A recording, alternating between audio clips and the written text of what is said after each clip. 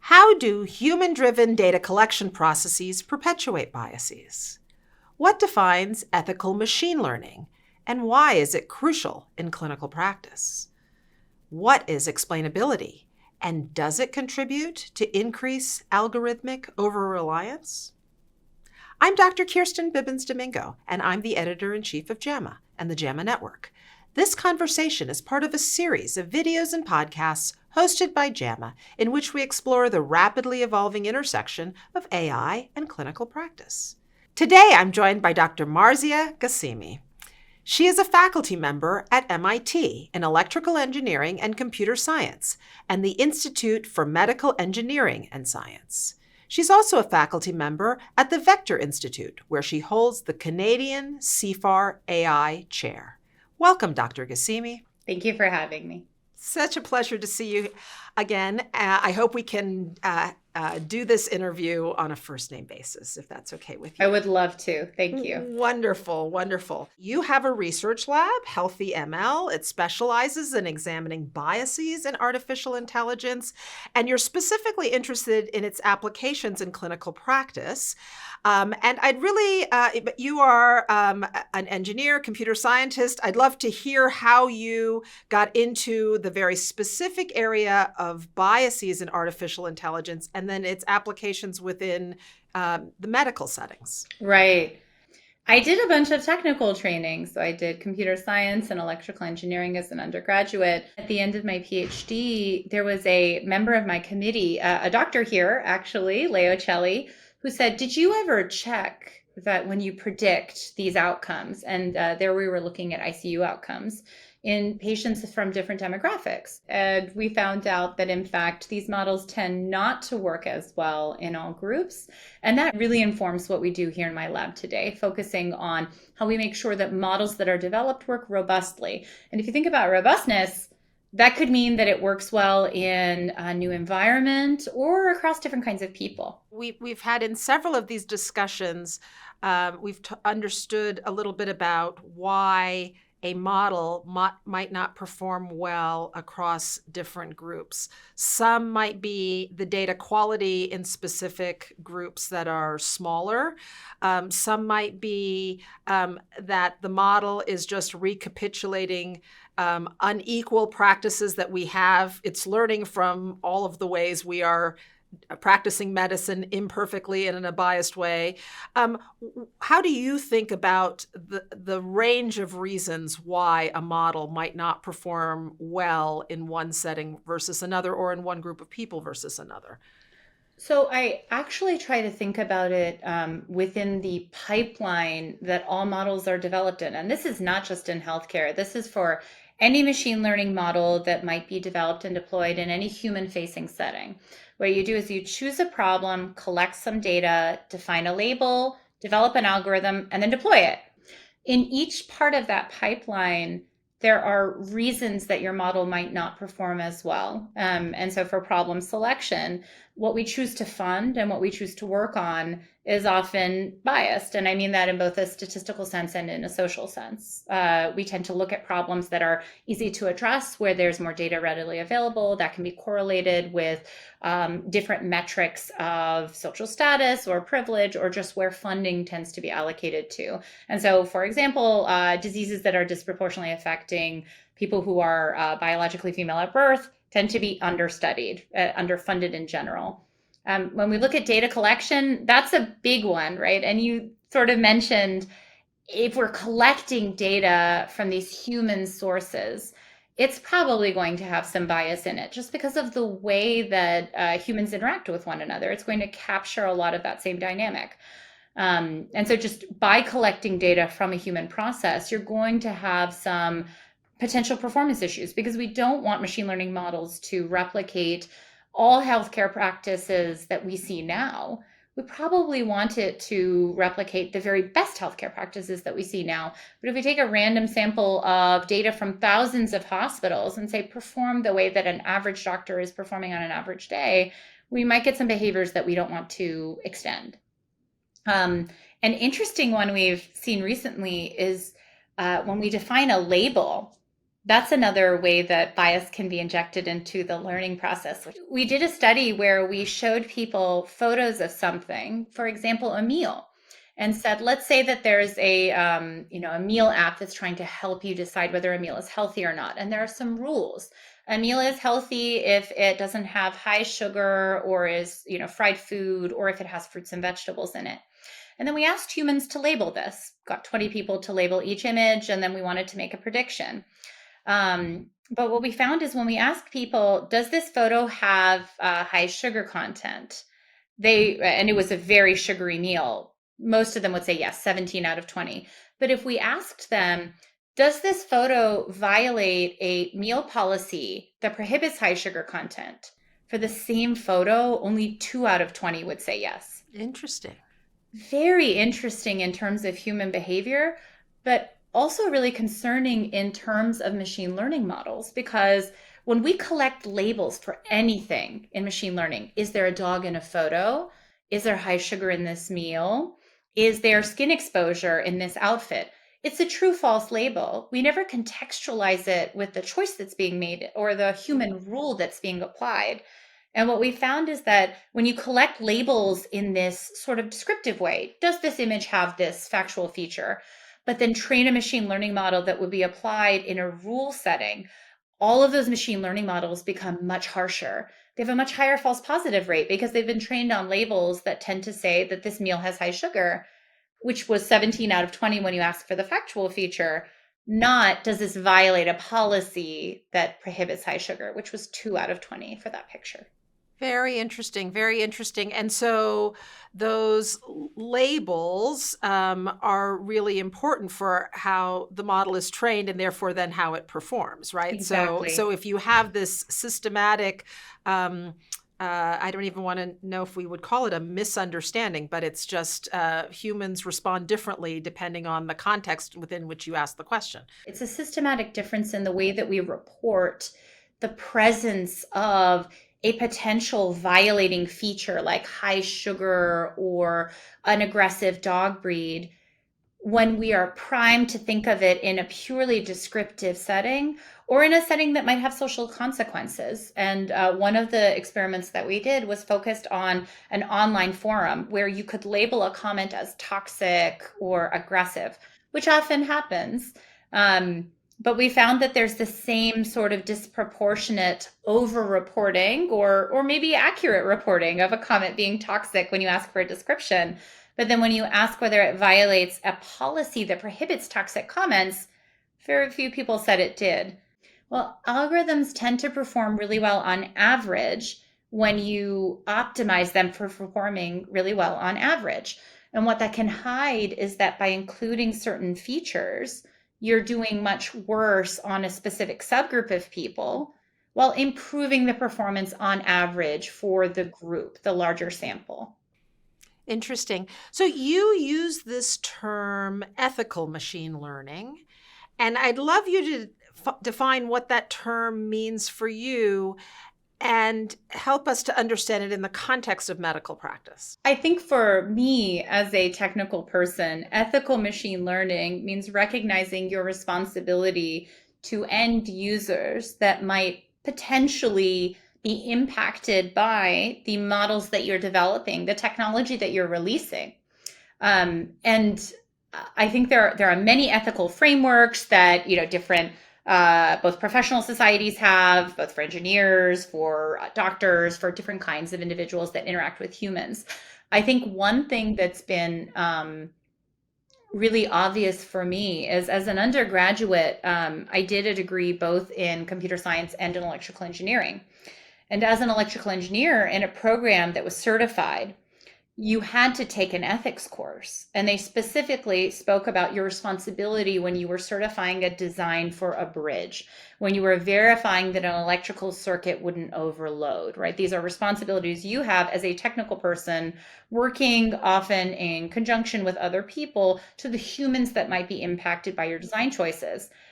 And that's not a standard in computer science training.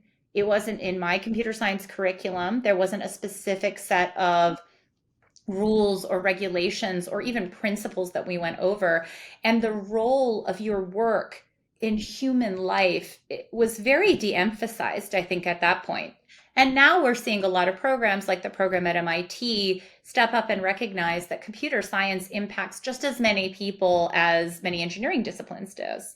But I think that we're playing a little bit of catch up in the field with people starting to recognize that these choices make an impact. So what does that mean for algorithms then designed for use in clinical practice settings? Do you just need to be more aware and understand this ethical machine learning? Do you and I need to talk as you are developing a particular model? What types of processes get us to the point where we really are focused on the end user, in this case, patients, and what type of team and what type of processes and what types of things get us there? I think we need a change in the technical people, the technical societies, and the technical systems. And what I mean by that is I think we as technical people need to speak with and be informed by the needs of those who we are collaborating with. So if I work in a clinical setting primarily, I need to work with clinicians who understand a topic area, and also specifically not just understand how data might have been collected, but how a model might be deployed and what the risks are for such a deployment. And I think that that's, again, beginning to become a standard thing that computer scientists, machine learning researchers do when they're in an applied space. I think with societies, every individual can have, sort of an understanding of the practices that should inform their research. Think about me developing a machine learning model now, right? So if right now you ask me to develop a machine learning model for a specific outcome, we might want to get it FDA approved in order to have it in a clinical practice. But if you look at the clinical risk scores that don't use machine learning, that are more rule-based or have sort of a multiplicative risk factor or are decision list style, those were never FDA approved for the most part. It's not like clinical risk scores, before they're widely used in electronic healthcare record settings or integrated into hospital systems, become FDA approved. That's not a part of the process.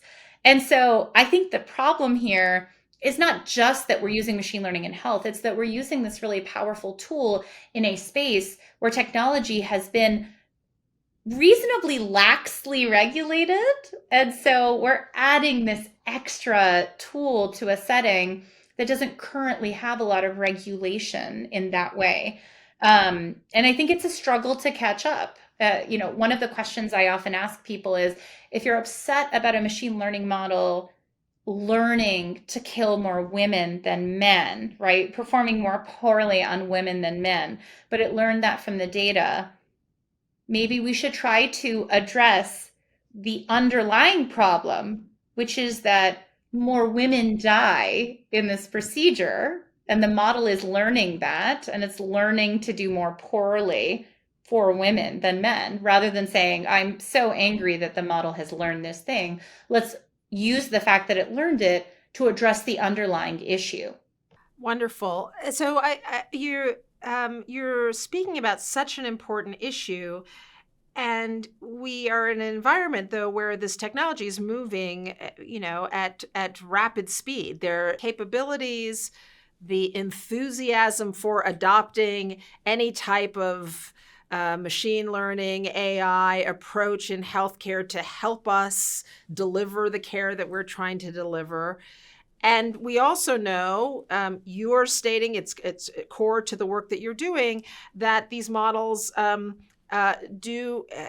be subject to these biases, that we have to be careful, that we have to both think about all of the technical ways we know in which models can be biased and think about the end user. How should we think about either the regulation, so once the model's developed, or once it's deployed, that it is deployed, how can we, what are the strategies to sort of minimize or identify once we have something deployed? Because the reality is we're going to move faster than likely we're going to get all of the regulatory and I hope everyone adopts your ethical machine learning framework, but we still have a lot of people generating a lot of models and a lot of enthusiasm for adopting them.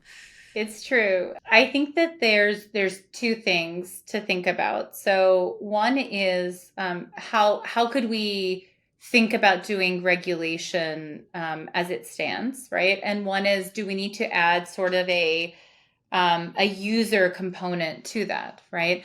I totally agree with you that it seems like the philosophy here is deploy ahead of regulation, right? Make sure that we're out there before the regulators come for us, which I don't think is maybe the right way of thinking about the role of technology in healthcare setting. But what I will say is I think that the FDA has done really fantastic work towards trying to have systems where audits can be done for machine learning models. I think that there are improvements that could be made, like with any system. I'm actually a big fan of the multi-armed regulatory system that aviation has with different federal agencies that were created decades apart, honestly, but specifically to ensure that their safety in, both airplanes that exist, and there's training for pilots that use technology, and that there are standards about how different airlines have to communicate, and there are responsibilities that airlines and carriers have to passengers who fly.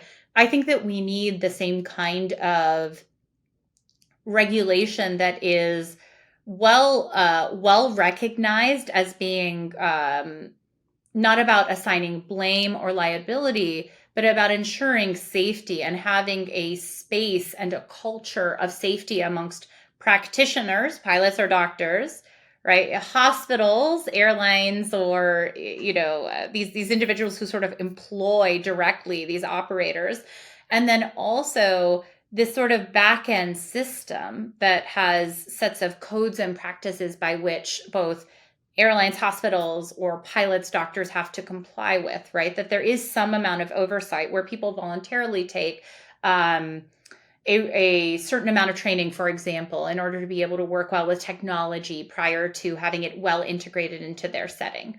I do want to address the fact that unlike in aviation, where there were lots of human-computer interaction end user studies done to figure out how best to show information to people in a stressful situation who are trying to make decisions, we haven't done a lot of those studies in a human-computer interaction of machine learning or other technology plus doctor setting.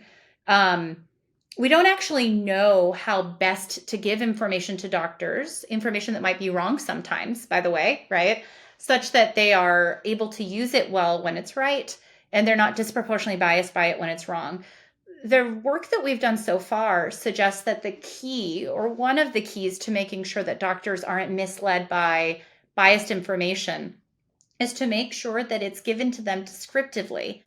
And is that because we trust that it's an AI model, it's math, therefore we should do what it says? So based on other work by really fantastic researchers and work that my lab has done, what I think it is two things coupled. Number one, it's an automation bias. That's been well documented in a clinical setting for a long time, that if there's a pre-filled default, you're more likely to use it, right? And the other is exactly what you're saying. We think it's algorithmic over-reliance. When people assume that they have a system like a robot or an AI or an algorithm, whatever it is, that has access to more information than they do, or is well aware of the risks that might be encountered by making an incorrect decision in that setting. And there's been many other documented settings where clinicians have been given incorrect or bad advice. And even when they're made aware that potentially the model could give them incorrect or bad advice, they still exhibit these same automation and over-reliance biases. And so it's something that we need to be really careful about when we consider exactly the way in which we give advice, because these two things were equivalent. Yeah, it's such an interesting point, and I'm so glad you brought up the point that in other sectors where there is a maybe either a much longer history or a much closer level of training between computers and humans, like in aviation, that there has been a lot of attention placed to how information is presented, and it's clear that we need to understand that much more. It's reminding me of a study we published in JAMA just a few months ago on whether the idea of explaining the model can help to give the clinician better insights into where a model might be wrong, but showing that, biased models produce the wrong results and the explainability didn't mitigate against the degree to which a clinician was going to be led astray. And so I think it speaks a little bit to what you're saying here, how strong it is and how important it is that not just to assume that explaining to me how the model was built is going to help me not to go down the wrong road that I'm prone to go down because these models are interesting and might tell us something important. I love that paper. I think it was very well done, and it's been well established for a while that explainability methods can make a model less fair, because explainability methods fundamentally are approximations, right? How do you make a model explainable? You make it simpler. And so you have to approximate something. And what we found previously is that these approximations tend to impact minority groups more than majority groups, which sort of makes sense if you need to approximate some complex nonlinear boundary. And there's a group you have to do a little bit less well at modeling. It's probably the group that takes up a smaller amount of the space, right? Because that's going to impact your performance less. And so not only do explainability methods tend to make models less fair in many settings that we evaluated, I loved this study in JAMA because it demonstrates that explainability can increase over-reliance sometimes even. Because again, if you just have a number or if you just have a description, risk of violence, it doesn't really short-circuit that critical thinking that you have to do to make the decision. But if you make it easy and you start engaging that over-reliance and that automation bias where it's telling you what to do, it's explaining the reason, I think that's where we start to see these biases really become very strong. Wow, it's so interesting. I mean, the modeling is complex, but human behavior is also complex, and understanding the interaction of the two.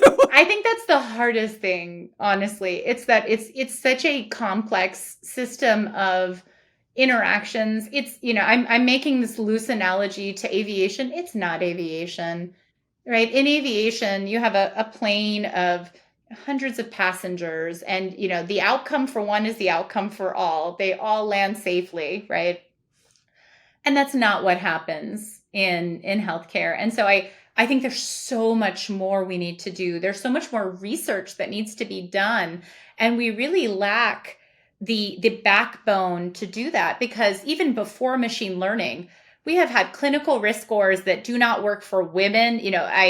I always tell people when I give these examples, sometimes they'll say, well, a clinical risk score can't work for every tiny subgroup. It's hard to collect from minorities. Women are not a minority.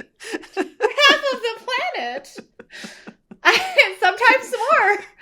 And so the fact that clinical risk scores have historically not worked for half the planet without machine learning, no AI needed, I think speaks to the fact that we need to understand how to use technology in the healthcare system, even if we didn't have machine learning, in a way that doesn't increase inequity. So what AI tools do you use? If you write a grant or you have a great research idea, often you have to summarize it 7 different ways. 100-word abstract for a general audience, a 200-word abstract for a scientific officer, a 300-word. And so I love using GPT models to do summarizations of a specific length for a particular audience of work that I've done. So interesting. It's been such a pleasure talking with you. Thank you so much for joining me today for the discussion, and I hope we have a chance to talk again in the future. Thank you for having me. And to our audience, thank you for watching and listening. We welcome comments on this series. We also welcome submissions in response to JAMA's AI and medicine call for papers. Until next time, stay informed and stay inspired. We hope you'll join us for future episodes of the AI and Clinical Practice series. Subscribe to the JAMA Network YouTube channel and follow JAMA Network podcasts wherever you get your podcasts.